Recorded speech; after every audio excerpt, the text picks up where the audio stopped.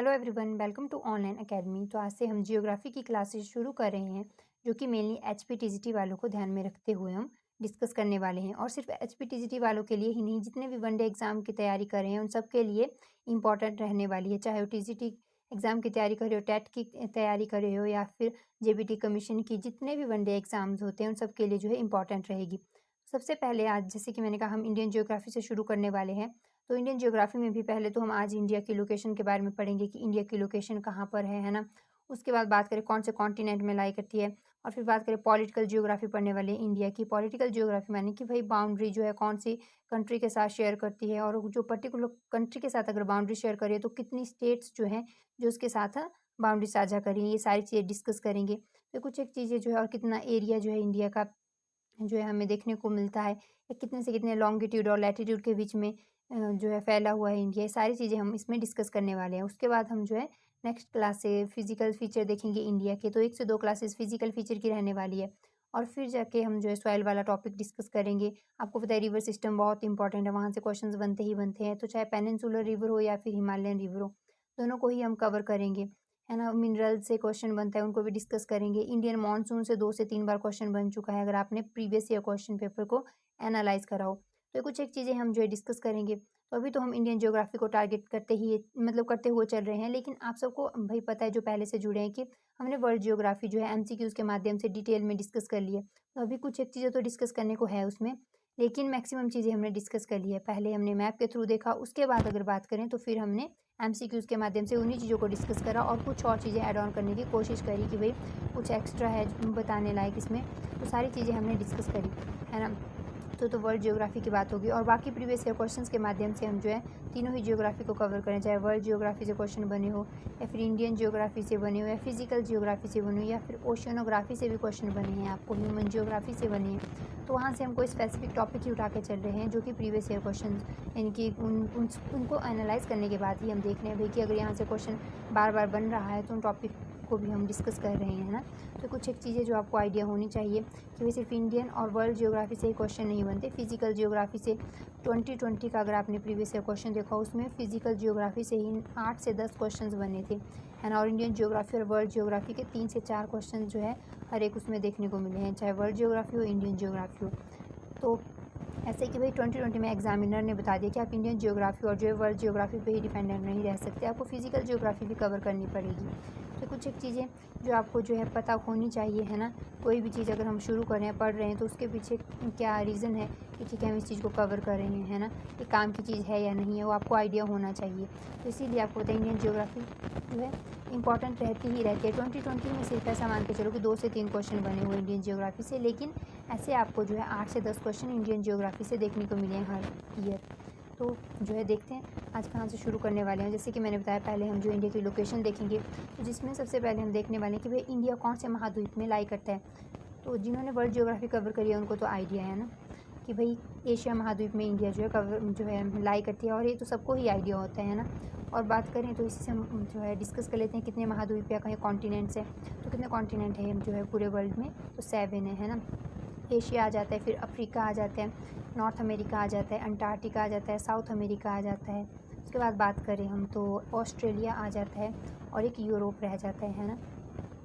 Australia जो smallest continent कहा जाता है, इसको एशिया को सबसे बड़ा कॉन्टिनेंट माना जाता है ना। ये चीज़ आपको ध्यान में रखनी है। एरिया वाइज बात कर रही हूँ, और आपको पता है कि 5 वही ओशियंस देखने को मिलते हैं, उनको भी देख लेते हैं। पैसिफिक ओशियन बहुत बेसिक चीज़ें जो पता होनी चाहिए, है ना। जियोग्राफी जब हम डिस्कस करते हैं, पैसिफिक ओशियन जो सबसे बड़ा और डीपेस्ट ओशियन है। उसके बाद बात करें हम तो सेकंड पे आपको देखने को मिलता है जिसे अटलांटिक ओशियन कहते हैं। अटलांटिक ओशियन के बाद बात करें इंडियन ओशियन, जो कि एकमात्र ओशियन है ऐसा जिसका नाम जो किसी कंट्री के नाम पे पड़ा है, और किसी और के नाम पे नहीं, हमारी इंडिया के नाम पे पड़ा है इसका नाम। फिर बात करें 4th नंबर पे कौन सा आता है, तो साउथ ओशियन जो अंटार्कटिका के नदर्न साइड को है। उसके बाद बात करें आर्टिक ओशियन, जो 5th नंबर पे स्मॉलेस्ट ओशियन है ना, और इसको उथला ओशियन भी कहते हैं। अभी जो है हम ऐसे ही डिस्कस करते हुए चल रहे हैं। आप सबको पता है भाई कि हमने ये चीज़ें मैप के माध्यम से अच्छे से डिस्कस कर लिया वर्ल्ड जियोग्राफी में। तो जिन्होंने ये चीज़ें जो है पहले मेरे साथ वर्ल्ड जियोग्राफी में कवर कर लिया, उनको तो समझ आ रहा होगा कि हम क्या कहना चाह रहे हैं, है ना। लेकिन जिन्होंने जो नया कोई जुड़ा है, तो वो एक बार वर्ल्ड जियोग्राफी को जो है कवर कर ले। उसमें जो है एमसीक्यूज़ के माध्यम से कवर करिए, लेकिन पहले हमने क्या करा है भाई मैप के थ्रू डिस्कस करा हुआ है। तो कुछ एक चीज़ें जो है रहती है यहाँ से कि भाई 7 जो है कॉन्टिनेंट देखने को मिलते हैं, 5 ओशियन। तो उसी को देखा है हमने कि भाई कहाँ पे हैं हम, एशिया में लाई करते हैं। एशिया सबसे बड़ा कॉन्टिनेंट जैसे कि हमने देखा। और एक और क्वेश्चन बनता है कि इंडिया जो है कौन से नंबर पे आती है एरिया वाइज, है ना, कौन सी नंबर पे आती है जो है, तो 7th नंबर पे आती है, सबको आइडिया है ना। फर्स्ट पे कौन आता है एशिया में, जो रशिया है ना। सेकंड में हमारे पास आ जाता है कनाडा, जो कि जिसे कहते हैं नॉर्थ अमेरिका में। फिर थर्ड नंबर पे बात करें तो चाइना आ जाता है, और यहाँ पे यूएसए आ जाता है अगेन नॉर्थ अमेरिका में। उसके बाद ब्राज़ील आ जाता है साउथ अमेरिका में। फिर बात करें ऑस्ट्रेलिया, और उसके बाद इंडिया 7th नंबर पे आता है ना। 8th पे देखें तो यहाँ पे अर्जेंटीना साउथ अमेरिका में आ जाता है। तो जो टॉप 8 कंट्रीज़ हमने देख ली एरिया वाइज, है ना, आपको पता होना चाहिए। पॉपुलेशन वाइज देखें तो क्वेश्चन जो है बन सकता है यहाँ से, क्योंकि 2024 में जो है इंडिया, आप सबको पता है भाई कि पॉपुलेशन वाइज टॉप पर आ गई है, और जो है चाइना सेकंड नंबर पे आ गई है ना। अगर किसी को नहीं आइडिया था, वैसे तो सबको ही आइडिया है इसके बारे में, लेकिन नहीं आइडिया से तो ध्यान में रख लेना है, हो सकता है क्वेश्चन बन जाए और आप जो है गलती से चाइना टिक करके ना आ जाए। तो कुछ एक चीज़ें जो आइडिया होना चाहिए। और अब इसके साथ हम देख लेते हैं, क्योंकि इंडिया 7th नंबर पे है, तो भाई कितना एरिया कवर करती है इंडिया जो है पूरे, जिसे कहते हैं हम मतलब कि वर्ल्ड का कितना परसेंट एरिया कवर करती है। तो सबसे पहले ध्यान रख लेना 2.4% एरिया इंडिया कवर करती हुई दिखती है। हालांकि ये नोट्स में सारी चीज़ें रखी हुई है, लेकिन जब हम इन चीज़ों को डिस्कस कर ही रहे हैं तो यहीं पे कर लेते हैं ना सारी चीज़ें डिस्कस। बाकी पीडीएफ आपको जो है मैं टेलीग्राम के माध्यम से प्रोवाइड करवा दूँगी, मेरे किसी काम का नहीं है ना। आप ही लोगों के लिए जो है टेलीग्राम पे मैं मतलब इसको शेयर कर दूँगी, आप ही लोगों के लिए है। तो 2.4% कवर करता है पूरे जो है वर्ल्ड का, अगर बात करें जैसे कि मैंने कहा 7th नंबर पे। और अगर देखिए कितना है एक्चुअली एरिया जो इंडिया का, तो इंडिया का एरिया देखने को मिलता है 32,87,263 स्क्वायर किलोमीटर, ठीक है, इनकी किलोमीटर स्क्वायर, जिसे हम स्क्वायर किलोमीटर ऐसे भी लिखते हैं और ऐसे भी लिखते हैं, लेकिन स्क्वायर किलोमीटर ही पढ़ते हैं ना, या वर्ग किलोमीटर भी कहा जाता है इसको हिंदी में। तो पता होना चाहिए आपको एरिया जो है। और ऐसे कई बार ऐसे ऑप्शन में ना देके कैसे दिया होता है, कुछ एक एग्ज़ाम्स में मैंने देखा 3.28 मिलियन % करके दिया होता है ना।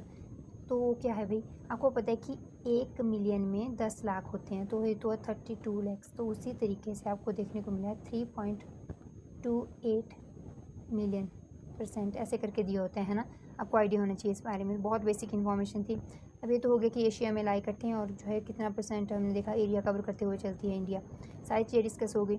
अब वहीं पे हम देखेंगे कि कौन सी जो है हमारे पास इंडिया की लोकेशन क्या है बेसिकली ग्लोब पर। या देखिए हम मैप जैसे हम डिस्कस करते हैं ना, तो वहाँ पे आपको दिखेगा भाई ऐसे ग्लोब पे इंडिया, है ना, इधर जैसे दिखती है आपको। वर्ल्ड जियोग्राफी वालों को जिन्होंने कवर करी है उनको समझ आ रहा होगा, है ना, क्योंकि ये चीज़ें जो आपको अल्टीमेटली वर्ल्ड जियोग्राफी में ही डिस्कस होती है। मतलब वैसे तो ऐसे नहीं है, उसी का फिजिकल जियोग्राफी जब शुरू करते हैं वहाँ पे हम इन चीज़ों को देखते हैं, है ना, लेकिन वर्ल्ड जियोग्राफी में भी हमें पूरा देखना होता है सारी चीज़ें, तो वहाँ पे भी हम इन चीज़ों को डिस्कस करते हैं। तो क्योंकि यहाँ पे उत्तरी पूर्वी गोलार्ध में इंडिया जो है सिचुएटेड है, तो हमें पता होना चाहिए एक्चुअली में है क्या उत्तरी पूर्वी गोलार्ध। तो मैंने बता दिया इंडिया यहाँ पर लोकेटेड है ना। तो आपको देखने को मिलेगा भाई हमारा जो ग्लोब है ना, तो ऐसे देखेंगे हम इसको 2 डिफरेंट तरीके से। कुछ एक लैटिट्यूड्स में डिवाइड है, कुछ एक लॉन्गिट्यूड्स में। जो लैटिट्यूड्स हैं उनको अक्षांश कहते हैं, और जो लॉन्गिट्यूड्स हैं उनको देशांतर कहते हैं, ध्यान में रख लेना, है ना। तो जो लैटिट्यूड है वो आपको देखने को मिलेंगे, ये 0 डिग्री लैटिट्यूड बहुत इंपॉर्टेंट है, जिसको भूमध्य जो है हमारे पास रेखा कहते हैं। इनकी सबसे इंपॉर्टेंट अक्षांश है, तो भूमध्य रेखा होगी। इसके ऊपर 90 देखने को मिलते हैं आपको लैटिट्यूड्स, और इसके नीचे को भी 90 लैटिट्यूड्स देखने को मिलते हैं, साउथ पोल तक, है ना, ये नदर्न पोल हो गया। तो जो है क्वेश्चन बनता है कि कितने अक्षांश देखने को मिलते हैं आपको, तो ध्यान में रखना 90 नॉर्थ की साइड को है, 90 ही साउथ की साइड को है, +1 जो हम 0 डिग्री इनकी भूमध्य रेखा कहते हैं। तो कितने हो गए 181 हो गए। ये आपको पता होना चाहिए अक्षांश कितने हैं हमारे पूरे, अगर देखा जाए 181 देखने को मिलेंगे। और ध्यान रखना जो अक्षांश हो या देशांतर ये इमेजिनरी लाइन्स है, रियल में ऐसा कुछ भी देखने को नहीं मिलता, ठीक है। अब बात कर लेते हैं हम, जैसे कि अक्षांश ऐसे मैंने बताया 90 साइड को दिखता है, 90 साइड को, वैसे ही इस साइड को अगर देखें 0 डिग्री को मिला के जो है 180 ईस्ट वाली साइड को दिखेंगे, वैसे ही यहाँ से भी आपको 180 वेस्ट वाली साइड को दिखेंगे। इनको देशांतर कहते हैं। क्वेश्चन बनता है कितने देशांतर है, तो पता होना चाहिए भाई देशांतर 180 जो है आपको वेस्ट वाली साइड दिखते हैं, 180 ईस्ट वाली साइड को दिखते हैं आपको, इक्वल टू कितने हो जाते हैं 360, ठीक है। अक्षांश जो है कितने हो गए 181, देशांतर 360 हो गए। बहुत बेसिक चीज़ थी जो बताई मैंने। अभी क्यों बताया भाई, जिससे कि हमें लोकेशन जाननी है ना, तो ये पता होना चाहिए पहले आपको। जैसे मैंने बताया कुछ एक अक्षांश है जिनमें 0 डिग्री अक्षांश बहुत ही इंपॉर्टेंट है, है ना। और एक जो है 23.5 डिग्री अक्षांश इंपॉर्टेंट है नॉर्थ में, और साउथ में भी 23.5 साउथ इंपॉर्टेंट है। इसको भूमध्य रेखा कहते हैं।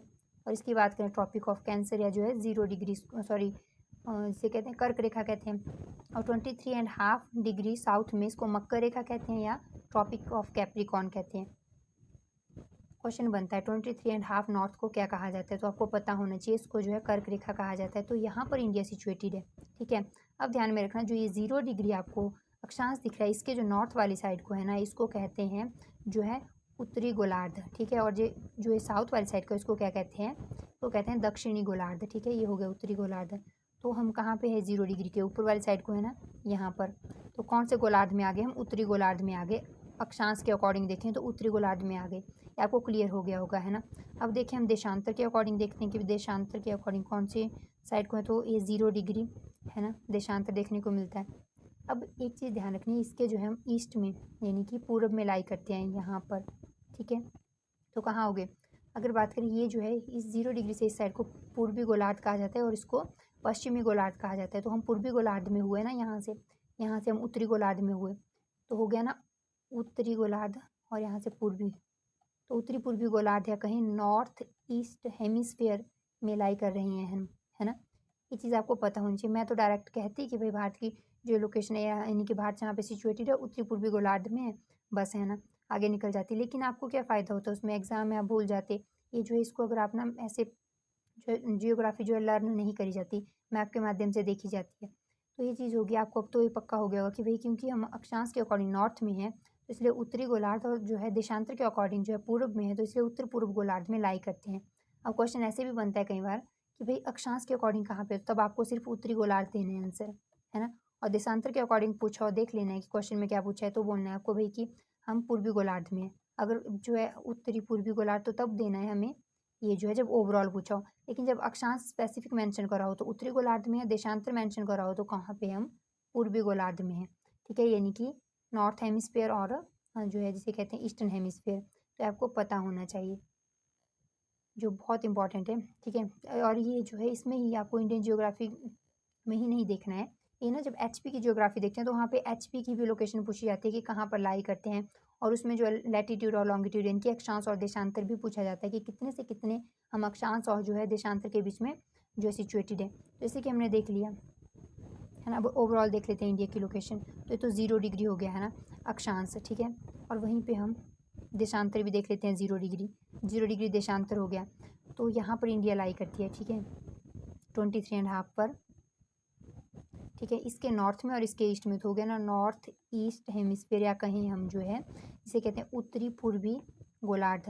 ये तो पक्का हो गया होगा आपको, इनकी क्लियर। अब तो पूछा था भी जैसे कि ये अक्षांश इसको बीच में से काट रहा है ना, ये ऐसा क्वेश्चन बनता है कि ऐसा कौन सा अक्षांश है जो इंडिया को 2 इक्वल हाफ्स में यानी कि 2 बराबर भागों में बांटता है, तो कौन सा है वो अक्षांश, तो उसका नाम है 23.5 यानी कि कर्क रेखा या कहें tropic of cancer. Note down कर लेना इसको। तो ये जो है बहुत इंपॉर्टेंट चीज़ है जो आपको पता होनी चाहिए। ये तो हो गया 2 इक्वल हाफ्स में इंडिया को डिवाइड करते हैं। वैसे ही जो है कुछ एक अक्षांश मैंने बताया 90 दिखते हैं ना ऊपर तक आपको, तो 1 2 3 ऐसे करके होंगे। तो इसी एक अक्षांश इंडिया को सदर्न साइड से टच करता है, एक नदर्न साइड से टच करता है। जो नदर्न साइड वाला अक्षांश है और सदर्न साइड वाला अक्षांश है, ठीक है, उसको जो है हम यानी कि कहाँ से कहाँ तक, ये ऊपर नदर्न साइड वाला अक्षांश कौन सा है पहले उसको देख लेते हैं। 8 डिग्री 4 मिनट जो है कहाँ पे नॉर्थ में देखने को मिलेगा। और यहाँ पे जो सदर्न की साइड से इंडिया को टच करता है उसको क्या कहते हैं हम, 37 डिग्री 6 मिनट जो है नॉर्थ। अब आप बोलोगे कि सदर्न पॉइंट को टच करे तो साउथ होना चाहिए, नहीं, क्योंकि हम तो यहाँ पर लाई कर रहे हैं ना, कहाँ पर, नॉर्थ ईस्ट साइड से तो हम नॉर्दर्न जो है हेमिस्फीयर में, इस साइड से ईस्टर्न हेमिस्फीयर में। तो जब जब हम जो लैटिट्यूड्स को देखेंगे तो यहाँ भी नॉर्थ यूज़ करेंगे, यहाँ भी नॉर्थ यूज़ करेंगे। और जब हम देखेंगे लॉन्गिट्यूड्स यानी कि देशांतर्स को, तो इस साइड भी ईस्ट यूज़ करेंगे, इस साइड भी ईस्ट, क्योंकि हमने कहीं जिक्र करा कि हम सदर्न हेमिस्फीयर में हैं या वेस्टर्न में, नहीं ना। हमने तो देखा हम नॉर्थ ईस्ट हेमिस्फीयर में है। तो जो देशांतर होंगे वो यहाँ पे ईस्ट होगा, यहाँ भी ईस्ट ही यूज़ होगा क्योंकि ईस्टर्न साइड है ना 0 डिग्री की। और जब अक्षांश की बात होगी तो नॉर्थ में है ना 0 डिग्री के, तो इसीलिए यहाँ पे नॉर्थ ही यूज़ होगा। अब बात कर लेते हैं, ये तो हो गया, हमने देख लिया अभी लैटिट्यूड यानी कि अक्षांश के अकॉर्डिंग। वहीं पे अगर हम देशांतर के अकॉर्डिंग देखें इंडिया को, तो देशांतर के अकॉर्डिंग कहाँ पर है हम सिचुएटेड, तो 68 डिग्री 7 मिनट ईस्ट में हैं हम। और यहाँ से देखें तो 97 डिग्री 25 मिनट ईस्ट में है है ना? आपको पता चल गया होगा क्यों हमने वेस्ट यूज़ नहीं करा यहाँ पे, क्यों साउथ यूज़ नहीं करा, क्योंकि जो है लैटीट्यूड जो देखने को मिले हैं वो नॉर्थ वाले लैटीट्यूड के बीच में हैं हम, है ना? और देखिए लॉन्गिट्यूड्स के अकॉर्डिंग तो ईस्टर्न वाले लॉन्गिट्यूड्स के अंडर आते हैं, है ना? जो इंडिया। तो ये चीज़ आपको पता होनी चाहिए। और एग्ज़ामिनर जो है ना डिफरेंट डिफरेंट एग्ज़ाम्स में मैंने देखा हुआ है कि जो एग्ज़ामिनर ने मतलब जो अब बच्चों को फँसाने के लिए क्या करा हुआ है कि वे गलत उसका इनके ट्रिकी क्वेश्चन बना दिया उसने, वैसे तो बहुत ईज़ी है। तो उसने जो है 8 डिग्री 4 मिनट नॉर्थ से जो है 37 डिग्री 6 मिनट साउथ दे दिया हुआ है यहाँ पर, है ना? और एक ऑप्शन तो वही रखी है जो है मतलब जैसे इसकी एग्ज़ैक्ट लोकेशन है, दूसरी यहाँ पे साउथ यूज़ कर दिया है। और जो है एक ऑप्शन तो जो है इसकी वो होगी, दूसरी ये होगी, तीसरी ऑप्शन ये हो जाएगी 68 डिग्री 7 मिनट ईस्ट से लेकर 97 जो है डिग्री 25 मिनट ईस्ट। और दूसरी में 68 डिग्री 7 मिनट साउथ से सॉरी वेस्ट से क्या करा है 97 डिग्री 25 मिनट ईस्ट कर दिया हुआ है। ठीक है, वो क्यों? 4 ऑप्शंस तो वहीं से बना दिए। एक तो अब आपको चैलेंजिंग कैसे हो गया, एक तो आपको पता होना चाहिए कि अक्षांश पूछा है या देशांतर। अगर आपने ये फाइंड आउट कर दिया कि ठीक है अक्षांश पूछा है, तो अब अक्षांश में ही खुद फँसा दिया है उन्होंने। एक तो जो है राइट जो है आंसर वो दिया हुआ है और सेकंड में यहाँ पे साउथ यूज़ कर दिया उन्होंने। भई अब सही आंसर निकाल के बताओ आप। ठीक है, टाइम टेकिंग हो गया। मतलब इनके आपका तो ऐसा हो गया कि उसने ना टाइम वेस्ट कर दिया और सेकंड उसने ये कर दिया कि आपके लिए जो कंफ्यूजिंग भी कर दिया उस ऑप्शंस को। तो ये चीज़ आपको ध्यान में रखनी है कि भाई ईस्ट साइड ईस्ट जहाँ भी आपको साउथ और जो है जिसे कहते हैं हम वेस्ट दिखेगा ना, उसको डायरेक्ट आपको ऑप्शन को ही गलत कर देना है, क्योंकि ना हम वेस्टर्न हेमिस्फेयर में सदर्न हेमिस्फेयर में भी नहीं है। ठीक है, जहाँ पे नॉर्थ और ईस्ट दिखेगा ना आपको हेमिस्फेयर में यानी कि लैटीट्यूड और लॉन्गिट्यूड के अकॉर्डिंग, उस पे ही आपको क्या फोकस करना है और वहीं से आपको अपना आंसर सही निकालना है।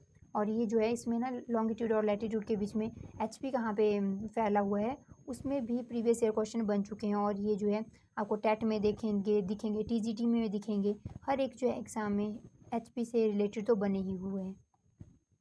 तो आई होप आपको ये चीज़ क्लियर हो गई होगी कि हम एशिया महाद्वीप में हैं, हमने देख लिया 7 महाद्वीप हैं, है ना? हमने भी देख लिया 5 जो है ओशियंस हैं, ये चीज़ भी कवर कर ली। हमने ये भी देख लिया अभी कि कौन से हम हेमिस्फीयर में लोकेटेड है, तो उत्तरी पूर्वी गोलार्ध में लोकेटेड है ना? और अक्षांश के अकॉर्डिंग देखें तो उत्तरी गोलार्ध हो गया, पता है ना आपको, क्योंकि यहाँ पे और देखें हम जो है देशांतर के अकॉर्डिंग तो हम ईस्टर्न साइड को हैं। तो अभी आप चीज़ जो है भूलने नहीं वाले हो, मैं अज्यूम करके चल रही हूँ। और जिन्होंने ये मेरे साथ जो है इनके जो प्रीवियस ईयर क्वेश्चंस देखे हैं हमने, एमसीक्यूज़ देखे हैं, उनमें बार-बार चीज़ें डिस्कस करी है, क्योंकि क्वेश्चन वहाँ से हमें दिखे हैं बार-बार, तो इसलिए उनको पूरे कॉन्सेप्ट मैंने समझाए हैं। कम से कम मैंने जो है 4 से 5 बार ये चीज़ें जो है डिस्कस कर लिया, तो उनके लिए तो अभी सब ईज़ी लग रहा होगा, है ना? और अब तो जो है इस चीज़ को देख के बोर भी हो रहे होंगे, क्योंकि इतनी बार हमने डिस्कस कर ली है ये चीज़ें, तो एक चीज़ बार-बार डिस्कस करते हैं तो हम परेशान भी हो जाते हैं, तो वो लोग तो परेशान भी हो रहे होंगे। लेकिन देखते हैं नेक्स्ट जो है ये चीज़ें सारी कवर होगी। हमने देख लिया इंडिया सिचुएटेड कहाँ पर है। अच्छा, एक चीज़ और बताना चाहूँगी, जैसे कि मैंने कहा कि जो है ट्रॉपिक ऑफ कैंसर या कहीं कर्क रेखा 2 इक्वल हाल्व्स में इंडिया को डिवाइड करती है ना, है ना? जैसे कि मानो ये इंडिया है और बीचों बीच से कर्क रेखा या कहीं ट्रॉपिक ऑफ कैंसर गुजरता है, तो क्वेश्चन बना था आपको यहाँ से भी। मैं कुछ भी ऐसे ही नहीं बता रही हूँ, क्योंकि क्वेश्चन बने हुए हैं इसीलिए मैं आपको इन चीज़ों को कवर कर रही हूँ सारी। क्वेश्चन बना था कि भाई जो ट्रॉपिक ऑफ कैंसर या कहीं कर्क रेखा है इंडिया की कितनी जो बेसिकली क्वेश्चन तो ऐसा बना था कितनी स्टेट से होकर गुजरती है, तो तब लिखना है आपको भाई इनकी टिक करना है 8 स्टेट से होकर गुजरती है। और सेकंड क्वेश्चन क्या बना था कि जो 8 स्टेट्स हैं ना उनमें से 3 जो है सही आंसर यानी कि ऑप्शंस दी थी और एक जो है गलत दी थी, और पूछा था कि बताओ इनमें से कौन सी ऐसी स्टेट है जहाँ से जो है ट्रॉपिक ऑफ कैंसर या कहीं कर्क रेखा नहीं गुजरती। पहले तो देख लेते हैं कौन कौन सी स्टेट्स हैं, है ना? सेकेंड इसको पहले अच्छे से हम क्लियर कर ही लेते हैं। सारी चीज़ आपको मैप के माध्यम से कवर करनी है, क्योंकि मैप के माध्यम से करोगे ना कवर इन चीज़ों को तो आप भूलने नहीं वाले हो। तो आप देखोगे ऐसा कुछ इंडिया पेनिनसुलर साइड से दिखता है, क्योंकि 2 इक्वल हाफ्स की बात हो रही है तो हम नॉर्दर्न साइड तो नहीं ड्रॉ करें इंडिया की, सिर्फ और सिर्फ हम जो है सेंट्रल जो इंडिया और जो है सदर्न इंडिया को ही मतलब ड्रॉ करा हुआ है हमने। तो आपको दिखेगा कि भाई यहाँ जैसे से आपको एंटर होती हुई दिखेगी, है ना, कर्क रेखा, और इस साइड को, और यहाँ पे आपको जैसे कि नॉर्थ ईस्टर्न एरिया पे ड्रॉ कर ही देते हैं। ये त्रिपुरा दिखता है, मिजोरम दिखता है, ऐसे होके जो पास करती है। सबसे पहले देखेंगे हम कौन सी स्टेट से, तो यहाँ पे राजस्थान दिखेगा आपको, गुजरात दिखेगा आपको, है ना? तो उसके बाद देखें तो मध्य प्रदेश दिखेगा, है ना? मध्य प्रदेश के बाद बात करें हम तो छत्तीसगढ़ दिखता है, नहीं झारखंड पहले आता है, झारखंड के बाद छत्तीसगढ़ आता है, फिर वेस्ट बंगाल आता है, यहाँ पर त्रिपुरा आ गया, यहाँ पे मिजोरम आ गया। ठीक है, ये चीज़ आपको ध्यान में रखनी है कौन कौन सी होगी, राजस्थान होगी, गुजरात हो गया, एमपी हो गया, फिर उसके बाद आ जाता है झारखंड, झारखंड के बाद छत्तीसगढ़ आ जाता है, छत्तीसगढ़ के बाद वेस्ट बंगाल और त्रिपुरा आ जाते हैं और फिर उसके बाद मिजोरम आ जाते हैं। तो 8 स्टेट्स भी हो गई और जो है हमने उनके नाम भी देख लिए। अब क्वेश्चन क्या बना था, 3 स्टेट्स तो दी हुई थी जो है हमारे पास से इन्हीं में से, है ना, जैसे राजस्थान हो गया, गुजरात हो गया, एमपी। वैसे प्रीवियस ईयर क्वेश्चंस में हमने डिस्कस कर लिए ये चीज़ें, है ना, जब हम देख रहे तो आपको पता होगा कि भाई क्वेश्चन बना था। और फोर्थ ऑप्शन थी वो महाराष्ट्र दी हुई थी, है ना। तो राइट आंसर क्या होने वाला था उसमें, यानी कि उन्होंने पूछा था कि कौन सी ऐसी स्टेट है जहाँ से नहीं पास करती, तो इन 3 से तो पास करती है और इससे पास नहीं करती, तो ये राइट आंसर हो जाता है कि महाराष्ट्र तो भाई यहाँ जैसे लाई करता है ना। तो महाराष्ट्र जो गलत आंसर होना था। पर ये अगर आपने मैप अच्छे से देखा हो और आपको पता हो कि 2 इक्वल हाफ्स में डिवाइड करती है कर्क रेखा, तभी आप इस आंसर को टिक कर पाते, या फिर आपको लर्न होती है ना कि भाई 8 स्टेट्स हैं और इनके नाम ऐसे ऐसे हैं, तब जाके फिर आप इसको अच्छे से जो कवर कर पाते। खैर, तो कुछ एक बातें जो आपको आइडिया होनी चाहिए, बहुत बेसिक चीज़ें हैं। आज हम बेसिक ही चीज़ें, यही इंडिया की जो है पॉलिटिकल जियोग्राफी में, एक तो हम लोकेशन पढ़ रहे हैं आज और पॉलिटिकल जियोग्राफी कवर करेंगे, जिसमें हम बाउंड्रीज कौन किसके साथ शेयर करता है, कितनी बाउंड्री शेयर करी जाती है, ये सारी चीज़ें डिस्कस करी जाती है। तो यही चीज़ें हम मेनली आज डिस्कस करने वाले हैं।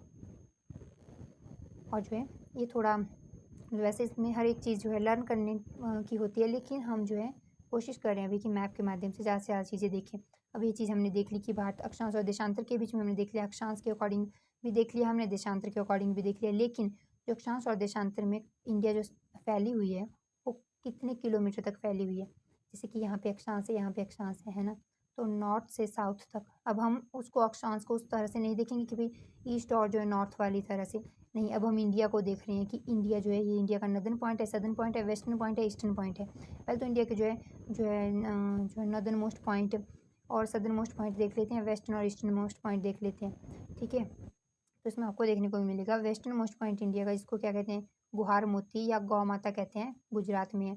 ईस्टर्न मोस्ट जो है अरुणाचल प्रदेश में देखने को मिलता है, किविथू, पता होना चाहिए, क्वेश्चन बना था उसमें, पूछा था सदर्न मोस्ट। और सदर्न मोस्ट पॉइंट बाद में डिस्कस करते हैं, पहले नदर्न मोस्ट देख लेते हैं, इंदिरा कोल, ठीक है। ये कहाँ पे मिलता है, लद्दाख में मिलता है। यहाँ पर सदर्न मोस्ट आपको अंडमान निकोबार में इंदिरा पॉइंट देखने को मिलेगा और यही क्वेश्चन बना था। आपको पता होना चाहिए southern most point Indira point है ना, और नदर्न मोस्ट इंदिरा कोल है, भूलना नहीं, ये अंडमान निकोबार में है। और इसके बाद एक और क्वेश्चन बनता है, अगर ये ऑप्शन में ना हो तो आपको ना जो है मेन लैंड का जो सदर्न मोस्ट पॉइंट है वो दिया होता है, उसका नाम क्या है, इसका नाम है केप कमोरिन। एंड कहाँ पे है, कन्याकुमारी में है। और कन्याकुमारी में कहाँ पर पड़ता है, तमिलनाडु में। तो कन्याकुमारी के केप कमोरिन में, जो कि तमिलनाडु में है। तो एक ही सदर्न मोस्ट पॉइंट के ऑप्शन दी होगी, या दोनों भी दिए हैं, तो मतलब उन्होंने ओवरऑल पूछा है, तो इंदिरा पॉइंट ऑप्शन जो है टिक करना है आपको। जब तक उन्होंने स्पेसिफिक मेंशन ना करा हो कि ओवरऑल सदर्न मोस्ट है या फिर बात करें मेन लैंड का है, तब तक आपको यही टिक करना है सदर्न मोस्ट पॉइंट। अगर उन्होंने स्पेसिफिक वहाँ मेन की क्लियर करा हुआ है आपको, है ना, क्लियरली लिखा हुआ भाई कि मेन लैंड का जो है आपको बताना है सदर्न मोस्ट पॉइंट, तब आपको केप कमोरिन कन्याकुमारी में जो है, या तो केप कमोरिन आंसर में होगा उधर ऑप्शन में, या कन्याकुमारी होगा, उसको टिक करना है। या तो कई बार दिया होता है स्टेट का नाम कि भाई कौन सी स्टेट में सदर्न मोस्ट पॉइंट देखने को मिलता है, तो पता होना चाहिए आपको तमिलनाडु में, ठीक है। और अगर बात करें सदर्न मोस्ट स्टेट भी कौन सी है, तमिलनाडु है। नदर्न मोस्ट स्टेट पूछें तब आपका आंसर होना चाहिए हिमाचल, क्योंकि लद्दाख तो भाई हमारे पास क्या देखने को मिलता है, यूटी है ना, 2019 से यूटी बन गई है, तो इसको तो अब यूटी कहते हैं। अदरवाइज जम्मू कश्मीर जो है नदर्न मोस्ट स्टेट हुआ करती थी, तो बात अलग है, पॉइंट की बात अलग है। स्टेट पूछे तो नदर्न मोस्ट हिमाचल हो गई, southern most Tamil Nadu, eastern most Arunachal और वेस्टर्न मोस्ट गुजरात। ये 3 तो सेम ही रहेंगी, लेकिन यहाँ पे आंसर चेंज हो जाता है आपका, तो ये आपको ध्यान में रखना है। अब वही बात पूछे कि जो है नॉर्थ से साउथ तक कितने जो है किलोमीटर तक फैली हुई है जो है इंडिया, तो देखना है आपको 3214 किलोमीटर, ठीक है। और वेस्ट से ईस्ट तक देखने को मिलेगा 2933 किलोमीटर तक फैली हुई है, ठीक है। ये चीज़ आपको ध्यान में रखनी है। जैसे कि यहाँ पे एक बार फिर से देख लेते हैं, इसके हमने देखा 321 फिर 4 आ जाता है किलोमीटर, और यहाँ पे देखा 2933 किलोमीटर जो है वेस्ट टू ईस्ट फैली हुई है। ये पता होना चाहिए आपको। ये कुछ एक चीज़ें बहुत बेसिक है, क्वेश्चंस बने हैं डिफरेंट डिफरेंट एग्जाम्स में, और क्वेश्चन जो है आपके एग्जाम में बनने की भी संभावना है, तो हमको तो बेसिक चीज़ें इंडिया के बारे में पता होनी ही चाहिए। और एक क्वेश्चन और बनता है कि भाई जो वेस्ट से ईस्ट तक बात करें, और ये भी पूछा है, जरूरी नहीं है आपको वेस्ट से ईस्ट तक एक्सपेंशन पूछा इंडिया का, हो सकता है वो पूछे कि भाई आपका जो है, जिसे कहते हैं देशांतर वाइज है, ये देशांतर है ना, हम देखा इनको लैटिट्यूड यानी कि अक्षांश कहते हैं इनको देशांतर, तो देशांतर वाइज इंडिया कितने से कितने किलोमीटर तक फैला हुआ है, तो ज़रूरी नहीं यहाँ से बात करेंगे वेस्ट टू ईस्ट पूछेंगे हो, देशांतर वाइज पूछ सकते हैं, तो आपको पता होना चाहिए 29, टफ करना हो क्वेश्चन तो ऐसे ही पूछेंगे, तो आपको पता होना चाहिए 2933। अक्षांश वाइज पूछेंगे कितने से कितने किलोमीटर तक फैला हुआ है इंडिया, तो 3214 आपको पता होना चाहिए इतने किलोमीटर तक फैला हुआ है। बहुत बेसिक चीज़ें थी, आइडिया होना चाहिए। क्वेश्चन कैसे बन सकते हैं, बहुत ईजी है, लेकिन क्वेश्चन फंसाने के लिए आपको यानी कि टफ करने के लिए उस चीज़ को कैसे भी पूछा जा सकता है। और एक और क्वेश्चन बनता है कि जो अक्षांश वाइज देखें इंडिया को, यानी कि अक्षांश यानी कि लैटीट्यूड वाइज, तो इंडिया कितने डिग्री में फैला हुआ है, या तो 29 ऑप्शन में होता है या 30, अप्रॉक्सीमेटली 30 डिग्री माना जाता है। 29.5 के अराउंड जो है इंडिया फैली हुई है, तो 30 डिग्री माना जाता है अक्षांश वाइज। और देशांतर वाइज भी इंडिया को 30 डिग्री में ही जो है देखा जाता है कि 30 डिग्री में फैली हुई है। 29 ऑप्शन में ना हो, अक्षांश पूछा है देशांतर, 30 ही आपने टिक करना है। दोनों तरफ से 30 डिग्री में, यहाँ से यहाँ तक भी 30 डिग्री में फैला हुआ है और यहाँ से यहाँ तक भी 30 डिग्री में ही फैला हुआ है। अब आप बोलोगे भाई डिग्री है क्या, जस्ट अभी देखा ना हमने डिग्री कि भाई जो लैटीट्यूड्स है ना, ऐसे देखा कि 0 डिग्री के बाद 1 2 3 4 करके वैसे कितने दिखते हैं हमें लैटीट्यूड, तो दिखते हैं हमें 90। तो हर एक लैटीट्यूड में जो है कितना डिफरेंस दिखेगा, 111 किलोमीटर का, यानी कि 1 डिग्री में कितने किलोमीटर होते हैं, 111 किलोमीटर होते हैं। क्वेश्चन बना हुआ है, आपको ध्यान में रखना है। और पूछे 1 डिग्री में कितने मिनट होते हैं, तो बोलना है भाई 60 मिनट्स होते हैं 1 डिग्री में, ठीक है। ये चीज़ पता होनी चाहिए। किलोमीटर पूछा है तो 1 मतलब 111, और वो भी 111.1 के अराउंड होता है, तो आपको यही ध्यान में रखना है। और मिनट्स में पूछा तो ऐसे तभी तो हम लिखते हैं। जब हमने देखा अभी कि भाई 8 डिग्री 4 मिनट दिया हुआ है, तो मिनट को ऐसे लिखा है, क्यों, क्योंकि हमने देखा 1 डिग्री में कितने मिनट आते हैं, 60 मिनट आते हैं, है ना। तो कुछ एक चीज़ें आपको पता होनी चाहिए। तो वहीं हाफ डिग्री लिखनी हो हमने तो हम 30 मिनट के तौर पे लिखते हैं उसको, है ना। तो ये चीज़ें आपको पता होनी चाहिए, ऐसे लिखेंगे उसको तब हम। बहुत बेसिक चीज़ें आपको आइडिया होना चाहिए, और बोरिंग सी भी लग रही होगी आपको, पर है भाई, ये पढ़नी पड़ती है। और एक्चुअली में जियोग्राफी यहीं जैसे आपको टफ लग रही है, बाकी आगे फिजिकल फीचर पढ़ेंगे हम तो ईजी लगने लगेगी, क्योंकि इसमें बहुत सारी ना फैक्चुअल इन्फॉर्मेशन है जो आपको माइंड में रखनी पड़ती है, और है ही बिल्कुल बेसिक चीज़ें इंडिया के बारे में पता होनी चाहिए भाई, है ना। तो उसके बाद बात करें जो है भारत का क्षेत्रफल, ये डिस्कस कर लिया हमने, 32 जो है 1,87,263 वर्ग किलोमीटर, है ना। वही बात करें 7 नंबर पे आते हैं हम, ये चीज़ भी हमने देख ली। और कितना परसेंट एरिया कवर करते हैं, 2.4% एरिया कवर करते हुए चलते हैं हम, ठीक है। तो ये चीज़ आपको पता होनी चाहिए। उसके बाद नेक्स्ट बात करें तो भारत का फैलाव अभी हमने डिस्कस करा जस्ट, 30 डिग्री में है। इन्होंने दोनों साइड से दे दिया कि चाहे आप वेस्ट टू ईस्ट बोलो या नॉर्थ टू साउथ बोलो, या फिर हम कहे इनको जो है देशांतर वाइज देखो या अक्षांश वाइज देखो, दोनों तरफ से हम 30 डिग्री में जो है हमारी इंडिया फैली हुई है, ठीक है।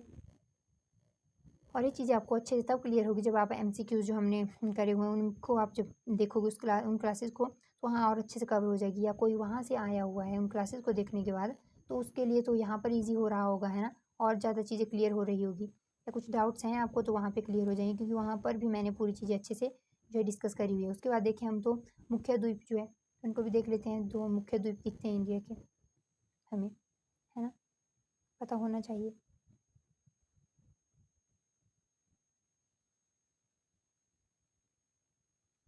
तो आपको यहाँ पे क्या दिखेगा, लक्षद्वीप दिखते हैं, कहाँ पे, अरेबियन सी में, ये अरेबियन सी है।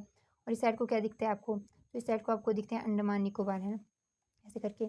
और इसकी बात करें तो ये कहाँ पे दिखता है, बे ऑफ बंगाल में। और हमने बे ऑफ बंगाल से एक चीज़ पढ़ी थी कि ये दुनिया की सबसे बड़ी क्या है, बे है ना। तो ये आपको पता होना चाहिए। और इसको खाड़ी कहते हैं ना, बंगाल की खाड़ी, तो बंगाल की खाड़ी सबसे बड़ी खाड़ी है दुनिया की, ये पता होना चाहिए। और बात करें दो, हमने देखा कि मेन क्या देखने को मिलते हैं हमें, द्वीप देखने को मिलते हैं, द्वीप समूह। एक तो इस साइड को अरेबियन सी में लक्षद्वीप देखने को मिलता है, और इस साइड देखें हम बे ऑफ बंगाल में, तो कौन सा जो है हमें देखने को मिलता है समूह, द्वीप समूह, तो उसे क्या कहते हैं, अंडमान निकोबार कहते हैं। ये चीज़ क्लियर हो गई होगी। और अभी एक क्वेश्चन और बना था आपके एग्जाम में, जो प्रीवियस ईयर में ही बना था, तो वहाँ पे पूछा था कि जो है श्रीलंका और इंडिया को जो है बेसिकली वहाँ पे क्वेश्चन गलत था, पर क्वेश्चन में ऐसे होना चाहिए था कि श्रीलंका और इंडिया को जो है सेपरेट करने वाली कौन सी जो है स्ट्रेट है, स्ट्रेट कहें या जलडमरू है तो उसका नाम क्या है, यहाँ पे दिखेगा पाक स्ट्रेट कहते हैं उसको, पाक स्ट्रेट, ठीक है, या पाक जलडमरू। और ये जो है मैंने बताया था कि जो जलडमरू या फिर एक नैरो वाटर बॉडी कहा जाता है इसको, बेसिकली स्ट्रेट एक नैरो वाटर बॉडी होती है, इसको हिंदी में जलडमरू कहा जाता है। तो ये कुछ नहीं होता, एक जो है छोटी सी वाटर बॉडी, यानी कि ऐसे दिखेगी नैरो वाटर बॉडी, जो दो बड़ी वाटर बॉडीज़ को क्या करती है, कनेक्ट करती है, बड़ी वाटर बॉडीज़ को कनेक्ट करती है और लैंड मासेस को सेपरेट करती है। तो सेपरेट करने की बात है तो ये भी लैंड मास है, ये भी लैंड मास है। तो अगर बात करें इंडिया को श्रीलंका से सेपरेट करते हुए दिखेगी पाक स्टेट, और अगर इनको कनेक्ट करने की बात करें तो कनेक्ट किसे कर रही है, बे ऑफ बंगाल को, यहाँ गल्फ ऑफ मन्नार में। ये भी पूछा जाता है गल्फ ऑफ मन्नार कहाँ लाई करता है, पता होना चाहिए। और अगर गल्फ ऑफ मन्नार ऑप्शन में ना हो तो इंडियन ओशन ऑप्शन में दिया होगा, तब बे ऑफ बंगाल और इंडियन ओशन को टिक करना है आपको। लेकिन जनरली जो बे ऑफ बंगाल और gulf of Mannar he option में दिया होता है। बहुत इंपॉर्टेंट चीज़ है, आपको पता होना चाहिए, है ना ये चीज़। और यहाँ से क्वेश्चन बने इसीलिए मैं आपको ये चीज़ें करवा रही हूँ, कुछ भी एक्स्ट्रा नहीं करवाने वाली हूँ, जितना आपको बेसिक चीज़ों से ही क्वेश्चन बने हुए हैं, है ना। तो आपको वो चीज़ें कवर करनी ही पड़ती है। ये चीज़ें आपको हर एक चीज़ ध्यान में रखनी जो अब तक हमने डिस्कस करा। कुछ भी हमने एक्स्ट्रा ऑर्डिनरी कहाँ पढ़ा, ये जो है अंडमान निकोबार और लक्षद्वीप, अगर बात करें अंडमान निकोबार और लक्षद्वीप 2 जो द्वीप समूह देखने को मिलते हैं इंडिया के, इसमें कुछ एक्स्ट्रा ऑर्डिनरी था? नहीं था, बहुत सिंपल चीज़ें थी ना। और एक और क्वेश्चन बना था, कर्क रेखा से हमने क्वेश्चन देख लिया, स्ट्रेट से क्वेश्चन देख लिया हमने, इंडिया कौन से मतलब नंबर पे आती है, एरिया वाइज वो भी हमने चीज़ देख ली, कौन से जो कॉन्टिनेंट में ये भी देख लिया। एक क्वेश्चन और बना था कि भाई जो है कोस्टल लाइन से बना था क्वेश्चन, कोस्टल लाइन देख लेते हैं इंडिया की। और कोस्टल लाइन से ही नहीं, जो भी बना था कि वेस्टर्न कोस्ट लेन को क्या कहा जाता है, हालांकि मैं आप अच्छे से नहीं बन पाया, पर ठीक है, हमें जो समझना है आपको जो है यहाँ से ही समझ लो। तो यहाँ पे देखने को मिलेगा हमें सबसे पहले पूछा जाता है कि कितनी कोस्टल लाइन्स नहीं, कितनी जो है स्टेट्स है जो कोस्टल बाउंड्री शेयर करती है, इनकी कोस्टल स्टेट्स है, ठीक है। कितनी कोस्टल स्टेट्स है? 9 है ना। उनके नाम देख लेते हैं, पहले तो पता होना चाहिए। कर्क रेखा की बात करें कितनी स्टेट से होकर गुजरती है, 8 स्टेट से नाम देख लिया। वैसे ही कितनी जो है कोस्टल जो स्टेट्स हैं तो उनका नाम अब आपको ध्यान में रखना है, 9 है। और कौन कौन सी है? सबसे पहले गुजरात आ जाता है, फिर महाराष्ट्र आ जाएगा, गुजरात महाराष्ट्र, उसके बाद गोवा आ जाता है, गोवा के बाद कर्नाटक आ जाता है, कर्नाटक के बाद केरला आ जाता है। कितने हो गए? 5 वेस्टर्न साइड को हो गए, 4 ईस्टर्न को पढ़ेंगे हम। तमिलनाडु आ गया, यहाँ पे आपको देखने को मिलेगा आंध्र प्रदेश, यहाँ पे उड़ीसा और यहाँ पे वेस्ट बंगाल देखने को मिलेगा। 4 इस साइड को आगे होगी ना, 9 कोस्टल लाइन्स। अब क्वेश्चन क्या बना था, सबसे बड़े कोस्टल जो स्टेट कौन सी है? तो गुजरात है कोस्टल स्टेट। और स्मॉलेस्ट कोस्टल स्टेट कौन सी है? गोवा है, पता होना चाहिए। और सबसे और क्वेश्चन क्या बना था, एक और क्वेश्चन बना था कि भाई सबसे कम कोस्टल बाउंड्री कौन सी स्टेट शेयर करती है? तो गुजरात नहीं, गोवा ही है जो सबसे स्मॉलेस्ट कोस्टल बाउंड्री शेयर करती है। और स्मॉलेस्ट कोस्टल स्टेट भी यही है। और स्मॉलेस्ट स्टेट भी ओवरऑल देखे पूरे इंडिया में तो यही है। हमने क्या देखा, स्मॉलेस्ट कोस्टल बाउंड्री कौन सी स्टेट शेयर करती है? गोवा। स्मॉलेस्ट स्टेट कौन सी है ओवरऑल इंडिया में? गोवा। और बात करें स्मॉलेस्ट कोस्टल स्टेट कौन सी है, वो भी गोवा है। और बात करें सबसे बड़ी जो है कोस्टल स्टेट, तो हमने देख लिया गुजरात है। और पूछें कि सबसे ज़्यादा कोस्टल बाउंड्री कौन सी स्टेट शेयर करती है, तो वो भी कौन सी स्टेट शेयर करती है? अगेन गुजरात आंसर होगा। तो ये बेसिक चीज़ें हम डिस्कस कर रहे हैं, हालांकि आगे पीडीएफ में रखी हुई है सारी चीज़ें, पर जब यहाँ पे हमने मैप के माध्यम से ही सारी चीज़ें डिस्कस करनी है तो फिर पीडीएफ जो है उसको बाद में हम एक बार देख लेंगे, है ना, कि कुछ एक्स्ट्रा चीज़ें हैं वहाँ पे या सारी चीज़ें यही है।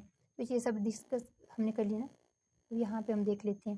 जैसे कि हमने कुछ एक चीज़ें देखी, हालांकि हमने सारी चीज़ें जो है अच्छे से देख लिया। तो इसको जो है हम क्या कहते हैं, 0 डिग्री, है ना। और यहाँ पे दिखेगा ये जो है ना, जैसे 1 2 3 करके है, पर यहाँ पर इंडिया को बीचों बीच एक लाइन पास होती है, इसको जो है 23.5 नॉर्थ कहते हैं, यानी कि कर्क रेखा या कहीं ट्रॉपिक ऑफ कैंसर कहा जाता है। तो हमने देख लिया इंडिया की 8 स्टेट से होकर गुजरती है, उनके नाम एक बार फिर देख लेते हैं। गुजरात आ गया, राजस्थान आ गया, एमपी आ गया, एमपी के बाद बात करें हम तो झारखंड आ जाता है, छत्तीसगढ़ आ जाता है, छत्तीसगढ़ के बाद वेस्ट बंगाल आ जाता है, वेस्ट बंगाल की बात करें त्रिपुरा और फिर मिजोरम आ जाता है। आपको भी ऐसे ही ये चीज़ें ध्यान में होनी चाहिए, पर ये सभी तब माइंड में रहती है जब आप मैप एक बार देखोगे कि भई है कहाँ पे, है ना। कुछ नहीं करना, मैप डाउनलोड कर लो अगर आपके पास एटलस नहीं है। और हमने कुछ और चीज़ें देखी ना अभी, हमने क्या देखा था कि भाई कितने कॉन्टिनेंट्स देखने को मिलते हैं। 7 देखिए, एशिया आ गया, यहाँ पे यूरोप देखने को मिलता है। हमने भी देखा था एशिया को यूरोप से अलग करने वाली कौन सी फिजिकल बाउंड्रीज, यानी कि जो नेचुरल बाउंड्रीज देखने को मिलती है ना, तो कौन सी हमने देखा था। तो उसके बाद ये अफ्रीका आ गया, फिर ऑस्ट्रेलिया आ गया, यहाँ पे साउथ अमेरिका, नॉर्थ अमेरिका दिखता है, और यहाँ पे अंटार्कटिका दिखेगा आपको। ये तो गए 7 कॉन्टिनेंट। अब देखें ओशियन, तो ये पैसिफिक ओशियन आता है, सबसे बड़ा ओशियन और डीपेस्ट ओशियन भी यही है, क्योंकि मेरियाना गर्त जो डीपेस्ट पॉइंट है 11,000 मीटर का, 11,000 मीटर डीप है, वो यहीं पे देखने को मिलता है। और ये भी पैसिफिक ओशियन का ही हिस्सा है। इसके बाद ये जो है हमें देखने को मिलता है अटलांटिक ओशियन का हिस्सा, और ये जो है ये एक्चुअली अटलांटिक ओशियन है यहाँ तक। ये अपना इंडियन ओशियन है, यहाँ पे साउथ ओशियन दिखता है, ओवरऑल साउथ में है इसलिए इसको साउथ ओशियन कहते हैं। और जो क्योंकि अंटार्कटिका के नॉर्थ में है, तो ये पूछा जाता है कि साउथ ओशियन कहाँ पे लाई करता है, तो उसमें ऑप्शन दी होती है कि अंटार्कटिका के नॉर्थ में है, तो हाँ वही आपको टिक करना है, अंटार्कटिका के नॉर्थ में, लेकिन ओवरऑल साउथ में, इसीलिए इसका नाम साउथ ओशियन है। और यहाँ पे बात करें तो लास्ट जो 5th ओशियन है, क्योंकि 5 ओशियन है ना हमने देखा, तो उसका नाम क्या है, अंटार्कटिक नहीं, आर्टिक ओशियन, और ये 5th और ये ना स्मॉलेस्ट ओशियन है, ठीक है। आपको पता होना चाहिए स्मॉलेस्ट ओशियन है ये। और उथला ओशियन, इनकी उथला माने भाई आपको पता है कि ज़्यादा डीप नहीं है। और इसको जो है उत्तरा ओशन और सेलवेस्ट ओशन भी कहा जाता है इसको, ठीक है, इंग्लिश में बात करें। और उसके बाद अगर कुछ और रह गया तो एकमात्र जो ओशन है इंडियन ओशन, जिसका नाम किसी कंट्री के नाम पे पड़ा है, देख लिया है हमने। साथ में अगर बात करें तो ये ना warmest ocean of the world देखने को मिलता है आपको, जो इंडियन ओशन है। ये चीज़ें आपको पता होनी चाहिए हर एक क्वेश्चन के बारे में। वर्ल्ड जियोग्राफी की क्लासेस देख लोगे तो आपको ना और चीज़ें क्लियर हो जाएंगी। ये 4 से 5 मार्क्स जो है वर्ल्ड जियोग्राफी से, 4 से 5 क्वेश्चन जियोग्राफी से हर साल देखने को मिले हैं वर्ल्ड जियोग्राफी से। तो आपके लिए इंपॉर्टेंट होता है ये इंडियन जियोग्राफी के साथ साथ। और यहाँ से ज़्यादा डीप क्वेश्चंस भी नहीं बनते, ठीक है। जितने मैंने एनालाइज करे तो डीप क्वेश्चंस नहीं बने हैं। हालांकि आपको अगर ये चीज़ खुद एनालाइज करनी है तो हमने प्रीवियस ईयर क्वेश्चंस की जो एक सीरीज चला के रखी है उसको आप जो है देख सकते हो। अभी हमने ज़्यादा उसमें क्वेश्चंस डिस्कस नहीं करे हैं, जितने भी करें बहुत अच्छे से करें, डिटेल में डिस्कस करें, ताकि क्वेश्चन उनके इर्द गिर्द बने, आप जो है सही आंसर करके आओ। तो कुछ और चीज़ें अगर देखें, देखते हैं। यही हमने अभी बात करी लैटिट्यूड और लॉन्गिट्यूड की, तो इनको जो है लैटिट्यूड्स कहते हैं, है ना। मैंने बताया 0 डिग्री भूमध्य रेखा कहते हैं, इसके ऊपर आपको 90 दिखते हैं, नीचे भी 90 दिखते हैं ना लैटिट्यूड्स। और हर एक लैटिट्यूड में 111 का डिफरेंस है, इनकी 1 डिग्री का डिफरेंस है। और अगर बात करें ऐसे किलोमीटर्स में तो 111 किलोमीटर देखने को मिलता है। और उसी के साथ साथ पूछा जाता है 1 डिग्री में कितने मिनट्स होते हैं, 60 मिनट्स होते हैं, ये भी पता होना चाहिए आपको, ठीक है। और अगर बात करें इनकी लैटिट्यूड्स माने अक्षांश हो गया, और लॉन्गिट्यूड्स माने ये लॉन्गिट्यूड्स देखने को मिलते हैं, इनको देशांतर कहते हैं, है ना, पता होना चाहिए। और जो लैटिट्यूड जो है ना, इनको जो है हॉरिजॉन्टल लाइंस कहा जाता है, या इनको जो पैरेलल लाइंस भी कहा जाता है, क्योंकि एक दूसरे के पैरेलली देखने को मिलेगी, ऐसे एक गोला कंप्लीट करती है। और जो है लॉन्गिट्यूड्स को वर्टिकल लाइंस कहा जाता है, ये वर्टिकल लाइंस कहा जाता है इनको, ठीक है।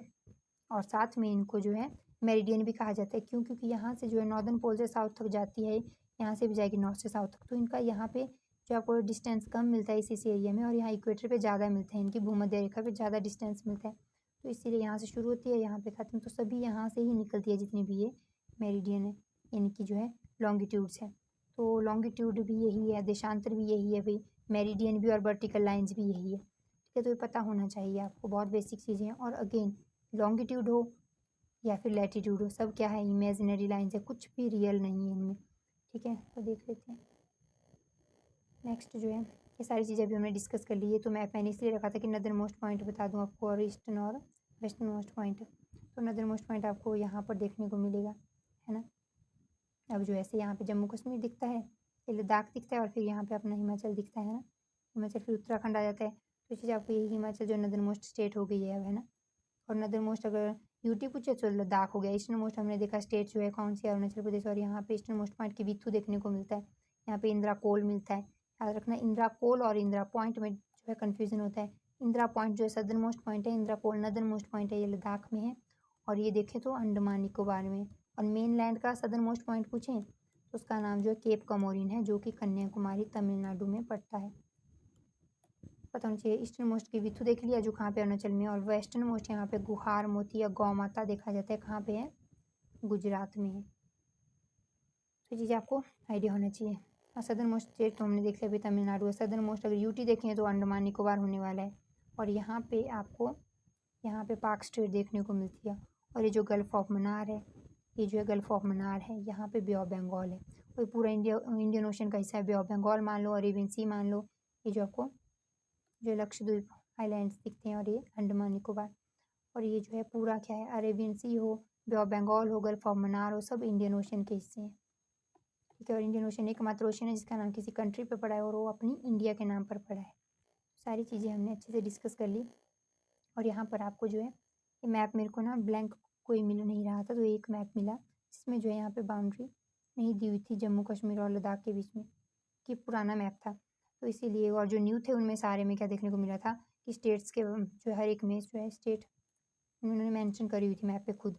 तो फिर इसलिए मैंने यही मैप रख लिया। तो इसमें आपको यहाँ लद्दाख मिलेगा, यहाँ जम्मू कश्मीर, हिमाचल प्रदेश, उत्तराखंड आ गया। कुछ एक चीज़ें आपको पता होनी चाहिए, यहाँ पे यूपी आ जाता है। अभी मैं आपको कुछ एक चीज़ बताऊँ तो आपको नेपाल पता है, बहुत ज़्यादा न्यूज़ में, तो उसका आपको पता होना चाहिए ये किस किस के साथ बाउंड्री शेयर करता है ना। तो यहाँ पे उत्तराखंड आ गया, यहाँ पे यूपी आ गया, बिहार आ गया, इधर जो है वेस्ट बंगाल यहाँ तक देखने को मिला ना, तो वेस्ट बंगाल भी है। और इधर देखें तो कौन सा है, सिक्किम आ जाता है। तो ये चीज़ें आपको पता होनी चाहिए, क्योंकि वेस्ट बंगाल की बाउंड्री यहाँ से यूं यूं जा रही है ना, ये करके यहाँ पे वेस्ट बंगाल है, यहाँ पे सिक्किम है। ध्यान में रखना कितनी हो गई, एक तो होगी उत्तराखंड, उत्तराखंड के बाद यूपी आ गया, यूपी के बाद बिहार आ गया, फिर वेस्ट बंगाल आ गया, और फिर सिक्किम आ गया। इस पर भी मैं आपको जो है पोस्ट करने वाली हूँ क्वेश्चन, आपको राइट आंसर टिक करना है कि कितनी स्टेट्स हैं, 5 स्टेट्स हैं नेपाल, जो है 5 स्टेट्स के साथ बाउंड्री साझा करता है। ये जो है बहुत इंपॉर्टेंट, क्योंकि अभी बहुत ज़्यादा न्यूज़ में है ना, तो जहाँ से जो चीज़ न्यूज़ में रहती है वहीं से तो क्वेश्चन बनते हैं। और क्वेश्चन बन चुका है, एक बार नेपाल से पहले भी क्वेश्चन बना, उस टाइम न्यूज़ में था। तो पता है क्या क्वेश्चन बना था कि जो नेपाल है वो इंडिया के अलावा कौन सी कंट्री के साथ बाउंड्री साझा करता है? तो इंडिया के अलावा चाइना के साथ बाउंड्री जो है साझा करता हुआ मिलेगा, और ये टीजीटी में ही क्वेश्चन बना था। और ये भी देख लिया। और एक क्वेश्चन जो है उसी में बाउंड्री से रिलेटेड बना था कि पाकिस्तान जो कौन-कौन सी स्टेट्स के साथ बाउंड्री शेयर करता है। ये भी प्रीवियस ईयर क्वेश्चन था। तो यहाँ से गुजरात आ गया, राजस्थान आ गया, है ना? आपको दिखेगा पंजाब दिखेगा, और इधर कौन दिखेगा अब? आपको जो है पहले तो यहाँ पे आपको जम्मू कश्मीर ही दिखता था, अब जम्मू कश्मीर और लद्दाख दोनों दिखेंगे। क्योंकि उस टाइम हमें देखने को मिला भई कि ये जो था स्टेट थी उस दौरान। तो ये चीज़ें आपको कुछ एक चीज़ें मतलब माइंड में रखनी ही रखनी है, बहुत इंपॉर्टेंट है। और हमने जैसे कि देखा था कर्क रेखा के बारे में, तो ऐसे जैसे गुजरती है। ये थोड़ा बिहार में हो गया, यहाँ पे बन नहीं पाया प्रॉपर, ये जो है टेढ़ी-मेढ़ी हो गई, बट फिर ठीक है। ये गुजरात दिखता है, राजस्थान दिखता है, यहाँ पे एमपी दिखता है ना? एमपी के बाद ये ना थोड़ा इस साइड को आनी चाहिए थी, छत्तीसगढ़ दिखता है, यहाँ पे झारखंड दिखता है, फिर हमारे पास छत्तीसगढ़ दिखता है, और छत्तीसगढ़ के बाद यूँ होनी चाहिए थी, और फिर ये वेस्ट बंगाल आ गया, और त्रिपुरा, और फिर ये मिज़ोरम, ये नहीं होनी चाहिए थी, यूँ होनी चाहिए थी। शुरू में थोड़ा गलत बन गया। ठीक है, अब तो आपको माइंड में है, और अगर मैप के माध्यम से ज़रूर देखना इसको, तभी आपके माइंड में अच्छे से बैठेगी। अगर अदरवाइज़ कितना ही लर्न करोगे। और कोस्टल कोस्टल स्टेट्स पढ़ लिया हमने, आर्ट्स जो है हमने कर्क रेखा जो है पास करती है उन स्टेट्स को पढ़ लिया हमने। फिर उसके बाद हमें ये भी तो ध्यान में रखना पड़ता है, बड़ी कोस्टल लाइन जो है लाइन कौन शेयर करती है, कौन सी पर्टिकुलर स्टेट शेयर करती है, स्मॉलेस्ट जो कोस्टल बाउंड्री कौन सी स्टेट शेयर करती है। या बात करें नेपाल के साथ कौन कौन सी, आप कितना ध्यान रखोगे, आपको रहे कितनी देर तक याद रहेगा कि उत्तराखंड, यूपी, उसके बाद बिहार, उसके बाद सिक्किम और वेस्ट बंगाल ये शेयर करते हैं, है ना, बाउंड्री नेपाल के साथ। तो भई ये तभी आपको माइंड में रहेगा जब आपको पता होगा यहाँ नेपाल है, यहाँ भूटान है, यहाँ से यहाँ तक बाउंड्री शेयर करते हुए मिलेंगे। इंडियन मैप का अगर आपको आइडिया होगा तभी आप इन क्वेश्चंस को जो है अटेम्प्ट करने में सक्षम होंगे। तो नेपाल से हैरानी नहीं होनी चाहिए अगर एग्ज़ाम में ऐसे क्वेश्चन बने कि भई 3 ऑप्शंस आपको दे दी, किस-किस की दे दी कि यूपी, है ना, बिहार दे दिया, सिक्किम दे दिया, और उसमें जो आपको एक एमपी दे दिया। तो भई बताओ अब इनमें से कौन-सी स्टेट जो है नेपाल के साथ बाउंड्री शेयर नहीं करती। अगर आपको पता होगा, मैप के माध्यम से देखा होगा, तब आप आंसर टिक कर पाओगे सही, या फिर आपने जो है इनको रट्टा मारा होगा। क्योंकि जब हम ना बाउंड्री मतलब ज्योग्राफी में अगर आप मैप के माध्यम से कोई चीज़ नहीं कर रहे हो, तो बाकी चीज़ों को रट्टा ही माना जाता है, क्योंकि फिर उसको भूल भी जाते हैं हम लोग। जब आप मैप के माध्यम से करोगे तो आपके माइंड में लोकेशन अच्छे से छप जाएगी, और फिर आप डायरेक्ट बोलोगे एमपी तो इस साइड पड़ता है भई, है ना, गुजरात और राजस्थान के साथ बाउंड्री शेयर करता है, और यहाँ से यूपी के साथ बाउंड्री शेयर कर गया, इससे झारखंड, छत्तीसगढ़ और बिहार में, ये तो इन्हीं में ट्रैप है। तो ये कहाँ है, यहाँ इस साइड को आएगा, और पता होना चाहिए नेपाल की बाउंड्री जो है यहाँ पर है। तो फिर सबको ना ऐसा होता है कि भाई तभी आप सही आंसर टिक कर पाओगे। या तो मैप के माध्यम से पढ़ा हो, या फिर आपने रट्टा अच्छे से मारा हो, 2 ही चीज़, और रट्टा कितना ही कर लोगे आप ज्योग्राफी में, सबसे बड़ी बात है। और ज्योग्राफी रट्टा मार के या फिर आप लर्न करोगे ना, हो ही नहीं पाती। ये चीज़ आपको ना पता हो, मतलब माइंड में रखनी ही रखनी है। उसके बाद बात करें तो भारत के 4 छोर हमने देख लिया, 4 छोर कौन-कौन से, उत्तरी छोर देख लिया, है ना? इंदिरा कोल आ गया, नॉर्दर्न पॉइंट, सदर्न पॉइंट हमने देख लिया, इंदिरा पॉइंट आ गया। उसके बाद यहाँ पे रखा है मैंने केप कोमोरिन भी, कि अगर ज़मीन पर पूछा जाए, तो केप कोमोरिन कन्याकुमारी तमिलनाडु में है। आपको मैं ये पीडीएफ शेयर कर दूँगी टेलीग्राम पर, है ना? टेलीग्राम चैनल जो मैं क्रिएट कर दूँगी, और आपको वहाँ पे फिर आपको लिंक प्रोवाइड करवा दूँगी, तो वहाँ से आप जो है इसको जो है एक्सेस कर सकते हो। उसके बाद ईस्टर्न पॉइंट हमने किवीथू देख लिया, अरुणाचल प्रदेश में, अच्छे से देखा ना हमने सारी चीज़ें। वेस्टर्न मोस्ट पॉइंट गुहार मोती या गौ माता भी कहा जाता है, ये कच्छ गुजरात में देखने को मिलती है। तो जब हम मैप के माध्यम से करते हैं इन चीज़ों को, तो हमें क्या होता है, सारी चीज़ें माइंड में बैठ जाती है। अदरवाइज़ आप इनको कितना ही लर्न करोगे, है ना? कितनी सारी चीज़ें पढ़ ली हमने, सारी ही फिर लर्न करने वाली होगी अगर मैप के माध्यम से नहीं करेंगे। उसके बाद नेक्स्ट देख लेते हैं, तो कर्क रेखा हमने देख लिया अभी। सेकेंड, है ना? और कर्क रेखा जो है उसको ना, जैसे मैंने बोला 23.5 डिग्री, 23.5 डिग्री, इसको इस तरह से भी लिखा जाता है 23 डिग्री 30 मिनट। क्यों? क्योंकि मैंने आपको बताया, आपको इतना तो पता चल गया, साढ़े साढ़े 23 डिग्री है ना ये तो समझ आ गया आपको। तो आपको पता है 1 डिग्री में कितने मिनट होते हैं, 60 मिनट, तो आधी डिग्री में कितने मिनट होंगे, 30 मिनट्स होंगे ना। मिनट को ऐसे जो है करा जाता है, कॉमा जैसा सर पे रखा जाता है, तो ध्यान में रख लेना। तो या तो आपको ऐसे हाफ दिया होगा, या तो 30 मिनट्स दिया होगा। मानो आप एग्जाम में ढूंढने लग गए, भाई कर्क रेखा जो है कितनी डिग्री को कहा जाता है, जस्ट एग्जाम्पल दे रही हूँ मैं कि भाई अगर क्वेश्चन बन गया तो आप 23.5 ढूंढने लग जाओ। नहीं, ये हाफ डिग्री को 30 मिनट्स के तरीके से भी लिखा जाता है, क्योंकि 1 डिग्री में 60 मिनट्स होते हैं, है ना? तो हाफ डिग्री में कितने मिनट होंगे, 30 मिनट्स होंगे भाई। तो ये आपको माइंड में रखना है, बस पढ़ने का तरीका बदल जाता है। जैसे 23.5 डिग्री पढ़ते हैं हम और इस तरह से हम 23 डिग्री हाफ मिनट पढ़ लेते हैं, सॉरी हाफ मिनट यानी कि ऐसे पढ़ लेते हैं, 30 मिनट्स बोल सकते हैं इनको, हाफ मिनट नहीं बोलेंगे, 23 डिग्री 30 मिनट्स के तौर पे पढ़ लेते हैं। तो बस पढ़ने का तरीका बदल जाता है, कैसे भी बन सकता है क्वेश्चन में, यानी कि ऑप्शंस में कैसे भी रखा जा सकता है आंसर, है ना। तो यही देखें कि मोटे तौर पे 2 बराबर भागों में बाँटता है। 8 राज्यों से होकर गुजरती है, कुछ भी नया नहीं है इसमें, है ना। 8 राज्य हमने देख लिया, गुजरात आ गया, राजस्थान, मध्य प्रदेश आ गया, छत्तीसगढ़ आ गया, झारखंड आ गया, वेस्ट बंगाल आ गया, त्रिपुरा आ गया और मिज़ोरम आ गया, मिज़ोरम, है ना। नेक्स्ट देखें तो भारतीय मानक समय रेखा। भाई भारतीय मानक समय रेखा क्या है, ये नया फैक्ट आया जो हमने डिस्कस नहीं करा है। तो भाई जो हमारा इंडिया है ना, उसको आपको एक चीज़ देखने को मिलेगी कि इंडिया ईस्ट टू वेस्ट आपको देखने को मिलेगा। हमने अभी देखा 2933 किलोमीटर है और इसको ना जो बीचों बीच से एक लाइन जो कह सकते हैं 2 कोलैप्स में डिवाइड करती है। ये तो कर्क रेखा है जो बीचों बीच से गुजरती है और ये तो एक्चुअली में जो है एरिया बताया, कितना एरिया कवर करती है, कितने किलोमीटर तक फैली हुई है इंडिया। लेकिन आपने जैसे देखा कि कर्क रेखा इंडिया को बीचों बीच से बांटती है, वैसे इंडिया को जो एक इंडियन स्टैंडर्ड टाइम है ना, उसको क्या कहते हैं 82 डिग्री 30 मिनट या कहीं 82.5 डिग्री भी कहा जाता है। कैसे भी क्वेश्चन बने, डिग्री ऐसे होगा, यहाँ पे मिनट ऐसे हो जाएगा, है ना। तो आपको पता होना चाहिए, कैसे भी पूछा जा सकता है और बहुत इंपॉर्टेंट है। इंडियन स्टैंडर्ड टाइम है ये, है क्या चीज़, आपको पता होगा कि ईस्ट और वेस्ट के बीच में इंडिया के कितने आवर्स का डिफरेंस है, 2 आवर्स का डिफरेंस है ना। तो आपको ये तो आइडिया है। तो भाई जब ना यहाँ पर अगर सुबह 5 बजे हो जाती है तो यहाँ पे 7 बजे, ये तो मतलब ऐसा नहीं स्पेसिफिक नहीं बता रही हूँ मैं, तो डिपेंड करता है कि कौन सा मीन कि विंटर्स चले हुए हैं, समर चले हुए हैं, तो उसके अकॉर्डिंग देखने को मिलता है कब मॉर्निंग हो रही है। तो यहाँ पे मानो 5 बजे अगर सुबह हो रही है, यहाँ पे 7 बजे होती है, वो आज भी वैसे ही होती है। लेकिन अगर टाइम हम जो है यहाँ का अलग टाइम देखते हैं और इधर का अलग देखते हैं ना, तो हम 2 घंटे पीछे रह जाते हैं, गुजरात वाला एरिया है ना, 2 घंटे पीछे रह जाता। अब ऐसे देखें मॉर्निंग के अकॉर्डिंग तो वैसे ही है, मॉर्निंग यहाँ 2 घंटे लेट ही होती है, लेकिन हमने टाइम कहा कि हमें एक ही टाइम चाहिए पूरे इंडिया में। हमने वर्ल्ड जियोग्राफी में हमने अच्छे से डिस्कस करा है, तो आपको पता होगा ना कि हमने देखा है सबसे ज़्यादा जो है टाइम जोन किसके देखने को मिलते हैं, जिसे कहते हैं रशिया, है ना। अराउंड 11 टाइम जोन देखने को मिलते हैं आपको, तो वो चीज़ हमने डिस्कस करी थी। फिर यूएसए के टाइम जो है कितने टाइम जोन मिलते हैं, 10 टाइम जोन मिलते हैं।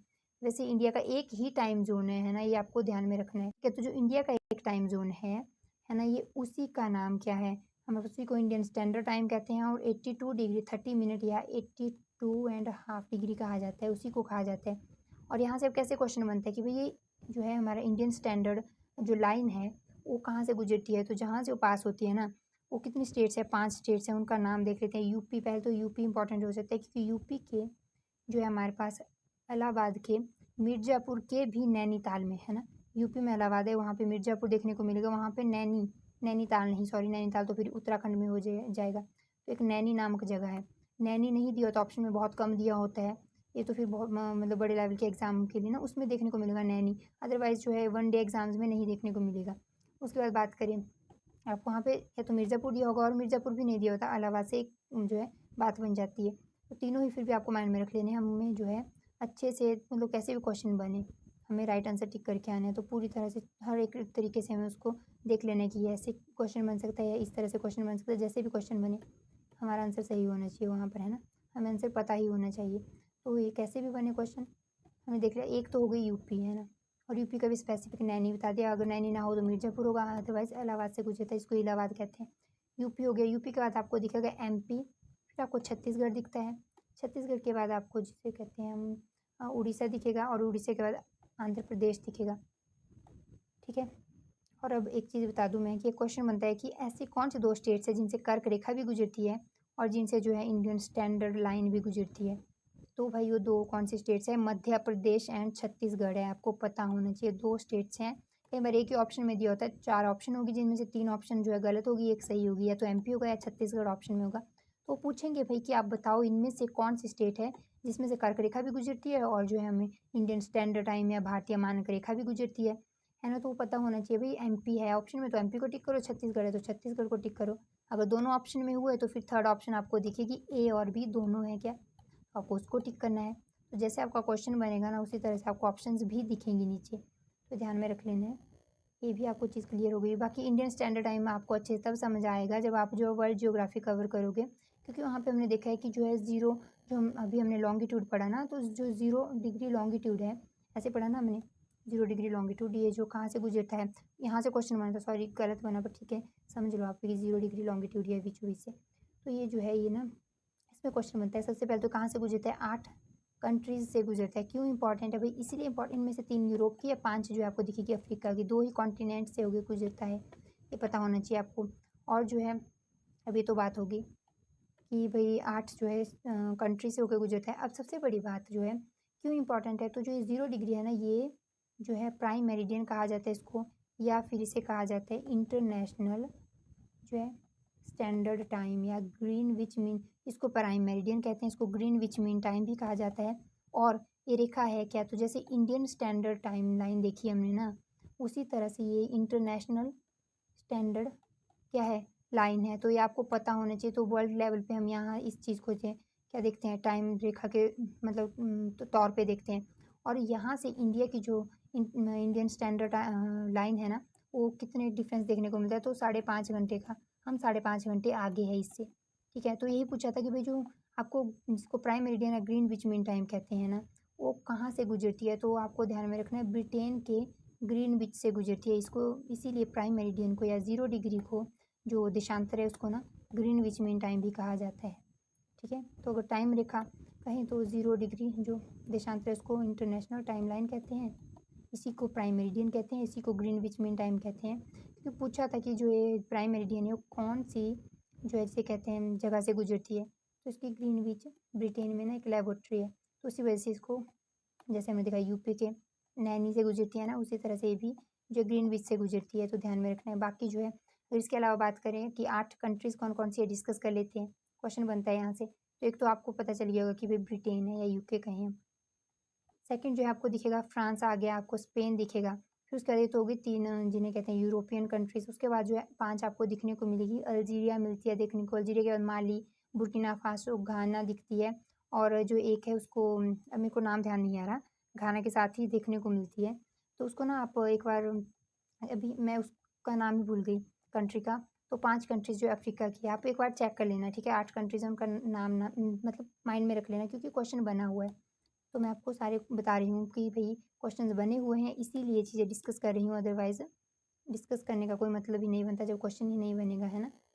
अब उसके बाद देख लेते हैं हम जो है, ये जो भारत के पड़ोसी देश ना, ये हम कल ही देखेंगे, क्योंकि इसमें अभी हमें सिर्फ इतना ही नहीं देखना है कि भाई 9 देश हैं, इनमें 7 जो है स्थल में सीमा साझा करते हैं, और बाकी जो समुद्र में, है ना? समुद्र में तो आपको पता ही होगा भाई कौन-कौन से हैं। तो एक तो आपको देखने को मिलेगा श्रीलंका, और एक जो मालदीव यहाँ पे रखा नहीं हुआ है, एक तो मालदीव देखने को मिलता है ना?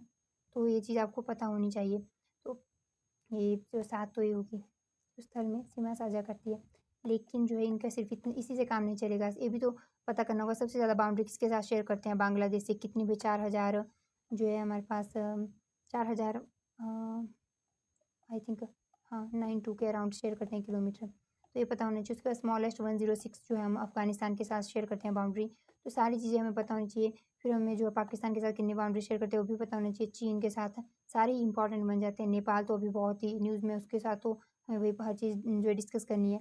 भूटान हो या फिर म्यांमार हो, सारी चीज़ें जो है, और क्वेश्चन बना हुआ था कि म्यांमार जो है ना, इसके जो है नेचुरल बाउंड्री कौन सी पर्टिकुलर जो है नेचुरल बाउंड्री देखने को मिलती है हमें, तो उसका नाम क्या है, पूर्वांचल है। सारी चीज़ें हमने एमसीक्यूज़ के माध्यम से डिस्कस कर ली है। तो वो सारी चीज़ें हमें देखनी है। और पाकिस्तान अगर शेयर करता है बाउंड्री, तो कौन-कौन सी स्टेट्स के साथ, अफ़गानिस्तान कौन सी स्टेट के साथ शेयर करता है। ये सिर्फ़ एकमात्र जो है हमारे पास देखेगा यूटी के साथ, जिसको क्या कहते हैं लद्दाख, उसके साथ ही बाउंड्री शेयर करता है 106 किलोमीटर बस। इंडिया में जो है कहाँ पे दिखेगा आपको, तो जो है लद्दाख में बाउंड्री शेयर करते हुए दिखेगा अफ़गानिस्तान। इसके बारे में इतने सबसे ईज़ी, मतलब अगर देखें ना, इसमें कुछ ज़्यादा नहीं पढ़ना पड़ता। फिर चीन में भी देखना पड़ेगा कि कौन-कौन सी स्टेट्स के साथ बाउंड्री शेयर करते हैं, क्योंकि क्वेश्चंस बने हुए हैं बाउंड्री से, जो है हर एक प्रीवियस ईयर में क्वेश्चन बने हैं। तो इम्पोर्टेंट है, तो थोड़ा ना टाइम टेकिंग है, तो इसीलिए इसको हम कल डिस्कस करने वाले हैं। हाँ, ये जो है जो समुद्री सीमा, ये मैंने देखा ही नहीं था। तो इसमें जो है आपको ये देख लो, श्रीलंका, है ना, और मालदीव, तो ये भी बहुत ज़्यादा न्यूज़ में था, है ना? हमें भी देखेंगे। और फिर अंडमान निकोबार के बारे में भी हम कुछ एक चीज़ें डिस्कस करेंगे। और यहाँ पे पाक जलडमरू देख लिया, और गल्फ ऑफ मन्नार देख लिया ना, मन्नार की खाड़ी। तो जो पाक जलडमरू है, ये आपको एक्चुअली में क्या बता रहा है, श्रीलंका और इंडिया के बीच में जो हमें देखने को मिलता है पाक जलडमरू और गल्फ ऑफ मन्नार, है ना? हमने देखा था ना, अभी जस्ट हमने डिस्कस करके हटे हैं। तो आपको पता है यहाँ पर श्रीलंका देखने को मिलता है। तो ये जो है पाक जल डमरू है और यहाँ जैसे आपको गल्फ ऑफ मन्नार दिखती है और यहाँ पे आपको क्या दिखेगा, यहाँ पे बे ऑफ बंगाल, यहाँ पे इंडियन ओशन, तो यही इसको कनेक्ट करते हुए दिखेगा पाक स्ट्रेट। लेकिन है कहाँ पे, इंडिया और श्रीलंका के बीच में है ना, गल्फ ऑफ मन्नार हो या फिर पाक स्ट्रेट हो, ये भी पता होना चाहिए आपको। सिर्फ पाक स्ट्रेट इनके बीच में है, इसी से काम नहीं चलेगा, गल्फ ऑफ मन्नार भी इन दोनों के बीच में है, पता होना चाहिए। तो ये सारी चीज़ें हम डिस्कस करने वाले हैं बाउंड्री से रिलेटेड, और कितनी जो है कोस्टल बाउंड्री और हमारी, और कितनी मेन लैंड की बाउंड्री है, और सारी देखेंगे हम, है ना, कितने किलोमीटर है। तो ये सारी चीज़ें हम कल ही डिस्कस करते हैं, क्योंकि बहुत लंबी क्लास हो जाएगी। फिर उसके बाद हम फिजिकल फीचर्स को डिस्कस करेंगे, है ना। कुछ एक चीज़ें जो आपको आइडिया होनी चाहिए, बहुत बेसिक चीज़ें हैं। आई होप आपको क्लास इन्फॉर्मेटिव लगी हो, तो please like share and subscribe करना मत भूलना। इसी के साथ हम क्लास एंड करते हैं। Thank you so much.